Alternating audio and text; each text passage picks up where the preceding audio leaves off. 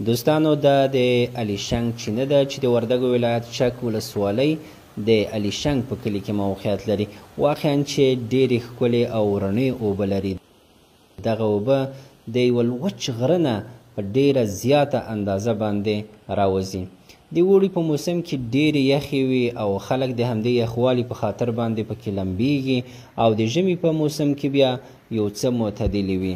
دا چینه واقعا چې د خپل شهرت له کبله ډېر لیدونکي هم لري او له لرې ساحو څخه خلک دلته راځي د دې شاوخوا کې میلې کوي. اوبه یو د الله جل جلاله له ډېرو مهمو نعمتونو څخه دی چې د انسان او بل هر ژوندي موجود ژوند ورپورې تړلی دی. د دغسې نعمتونو په ارزښت پوهېدل او د هغې په جوړښت کې تفکر کول یو له ډېرو مهمو عبادتونو څخه هم بلل کیږي. تاسو فکر وکړئ چې الله جل جلاله د دغه خاورو او تیږو څخه داسې فلتر شوې اوبه موږ ته راوباسي او که چیرې د دې سطحه ښکته لاړه شي نو څوک به وي چې هغه به راپورته کړي. الله جل جلاله د سورت ملک په وروستي آیت کې دې موضوع ته اشاره کړې ده.